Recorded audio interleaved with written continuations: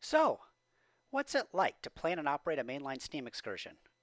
I'm going to discuss this by sharing my experiences with the 2002 annual convention of the National Railway Historical Society.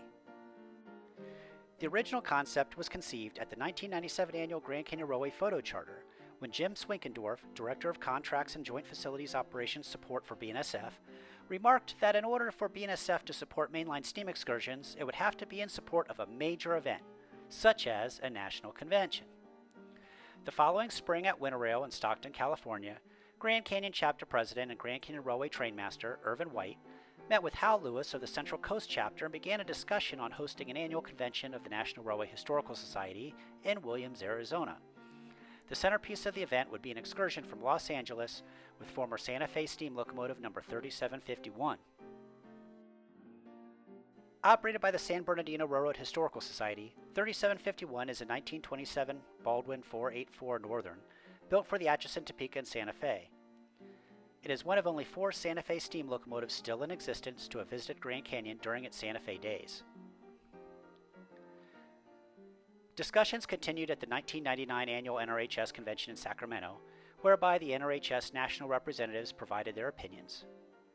Well, a committee was formed to organize a potential itinerary, and the Grand Canyon chapter presented an official bid, which was awarded at the NRHS Board of Directors meeting in April of 2000. We named the event Canyon Rails 2002. It would take 5 different railroads and 2 historical organizations to coordinate things very closely throughout the planning stages and during the excursions. From the very beginning, it was expected that Amtrak would operate the excursions. Working relationships between them and the other railroads involved had been previously established, and their locomotives would be needed to provide head-end power for any passenger train consist. Additionally, Amtrak could make the specific arrangements for the excursions with the other railroads and simply bill the convention committee for the entire event. And to top it off, Amtrak would be able to provide the necessary insurance that BNSF required. No run-bys were to be held on BNSF. The Southern Transcon was seeing upwards of 80 trains a day at the time, and we didn't want to encroach on the freight railroad's good graces. Originally, the dates were set for the first week of October 2002. The Grand Canyon chapter has traditionally held its Railfan weekends at this time, due to the fact that it is a slow time for the Grand Canyon Railway, and the weather in northern Arizona is usually very cooperative and predictable.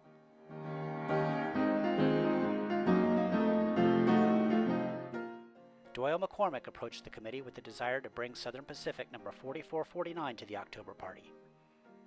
He felt that the 4449 organization could plan and sell the trip to and from Williams using the cars from the Montana Daylight train set, which usually sits idle during the fall.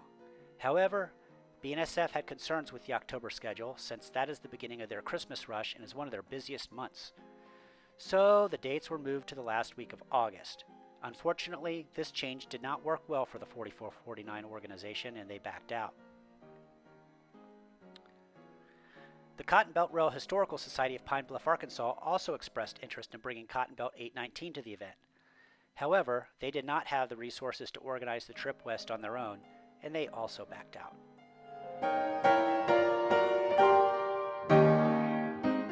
The original schedule only involved 3 days in Williams, with an LA departure on Wednesday, with the return trip departing Williams the following Monday. But we started getting requests for more time spent to sightsee the canyon, and we didn't want to take away from run-bys with 3751. So a sunset excursion with an ABBA set of Alcos was added for Thursday, and that stretched the Williams portion to 4 days. LA departure would be Monday, August 18th, and return to LA on Monday, August 25th. One of the biggest obstacles in organizing Canyon Rails 2002 was securing a collection of passenger cars to make up the train set. The original plan was to lease Amtrak's West Coast excursion set, which was made up of various heritage equipment. This would be supplemented with the Amtrak full-length dome and a few luxury private cars for first-class service. However, Amtrak was unable to commit the use of these cars so far in advance.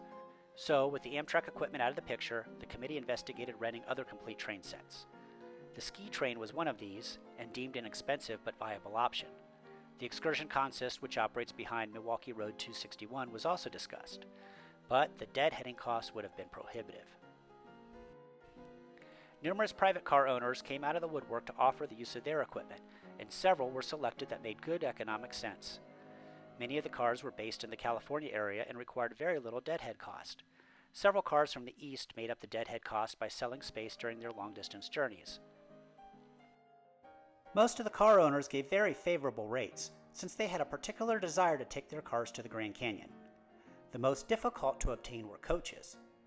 There are very few privately owned Amtrak-compliant coaches available, and bringing them from long distance required significant deadhead costs that could not be compensated for by hauling long-distance passengers. at&SF offered the use of several of their corporate fleet coaches that have been used on employee appreciation specials. However, their company insurance policy would have required a significant amount of coverage, which would have guaranteed a financial failure for the convention. So with deadlines fast approaching, privately owned coaches were secured and deadheaded from San Jose and Tennessee, being the most expensive cars in the entire train set to obtain.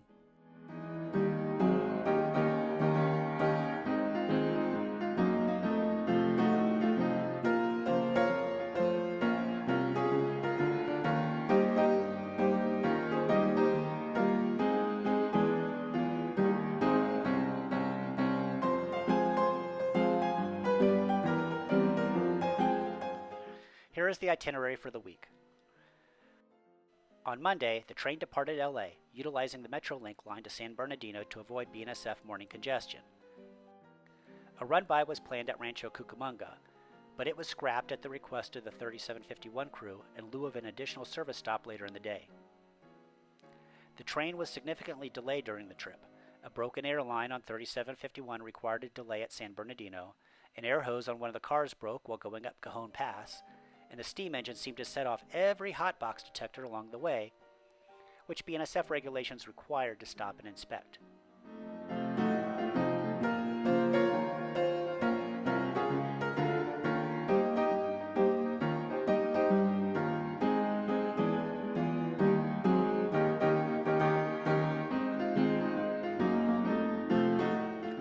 Arrival into Needles was after 11 p.m., over 4 hours late.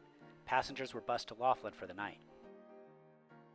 On Tuesday, departure from Needles was delayed an hour due to the late arrival of the previous night. Again, hot box detectors required frequent stops. It had been planned that if the train arrived in Williams early enough, it could back out to milepost 3 for a quick run-by, but arrival wasn't until well after 6 p.m.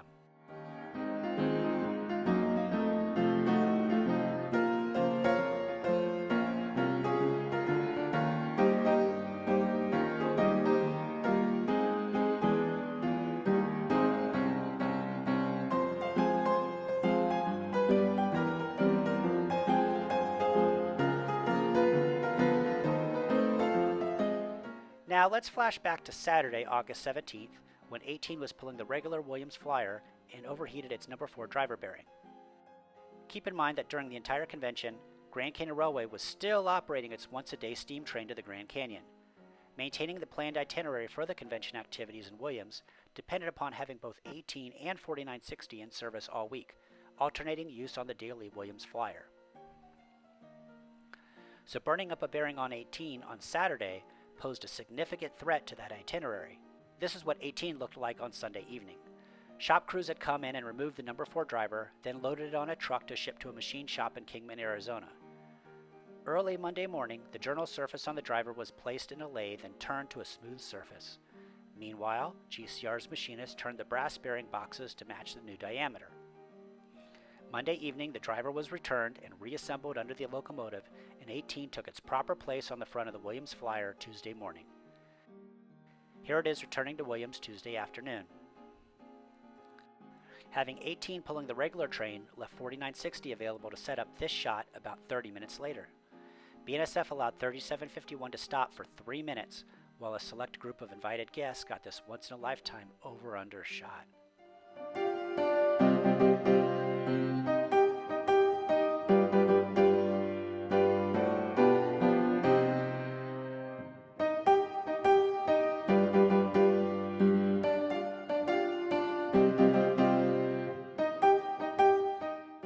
Wednesday was a rest day for 3751 and the convention train.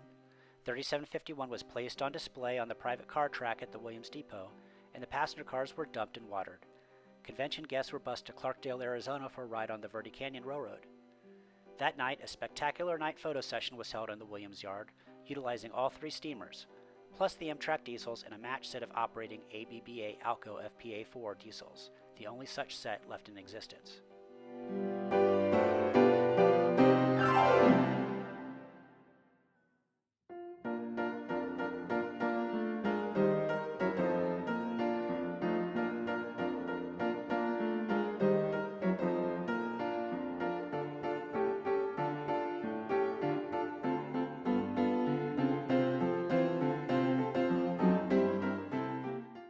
Thursday, the Grand Canyon Railway shops were opened for convention attendees.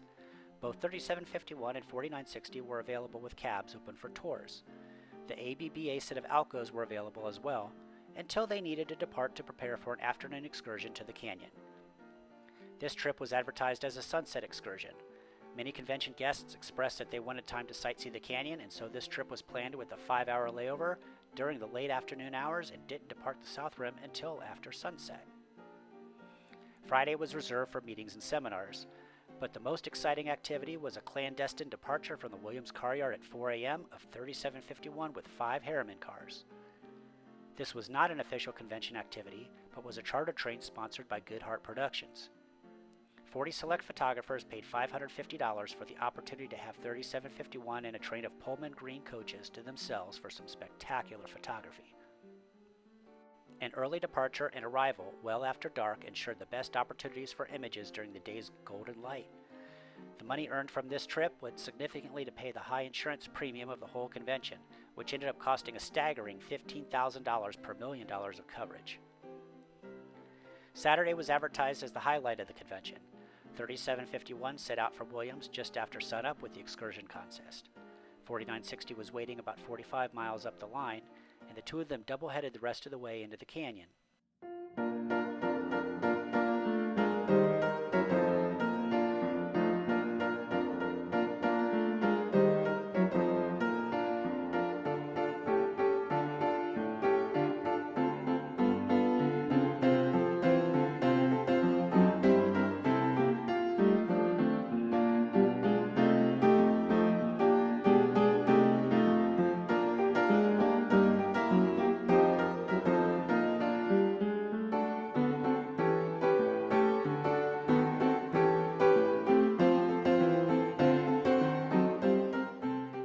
When 18 arrived with the regular Canyon train, it presented a 3-steam engine lineup at Grand Canyon that has not occurred since the days of the Santa Fe, nor has it occurred since. On the return trip to Williams, 4960 was again added for a doubleheader part of the trip. 18, having run ahead of the convention train into Williams, was added to the consist for an incredible triple header at milepost 3, just as the last rays of daylight faded away. On Sunday morning, 3751 and train were positioned at the Williams Depot facing west. This trip would be rare mileage down the at&SF Phoenix subdivision, affectionately known as the Peavine. At Matthey, the train would transition to the Arizona and California. The last run-by of the convention was held in the West Arizona desert before the train tied up for the night at Parker, Arizona along the Colorado River. Passengers were bused to the nearby Blue Water Hotel for the night. Sunday would be the only convention excursion that ran on schedule. Monday, the train departed Parker on time for a run across the Mojave Desert to Cadiz, California. After a service stop at Cadiz, the train waited an hour for a Z train to pass. But once the Z train cleared, 3751 was brought back out onto the at&SF Southern Transcon with all green signals to Barstow. After another service at Barstow, the final miles crept away down Cajon Pass and across the valley for an after-dark arrival into Los Angeles Union Station. For all the attendees and excursion riders, a mainline steam excursion and national convention can be a lot of fun. But for those of us behind the scenes, it's a tremendous amount of work with tons of logistics and balancing costs. 3751 returned to GCR 10 years later in 2012, but my role for that was much smaller. Who knows, perhaps I'll be once again involved in a mainline steam excursion in the future.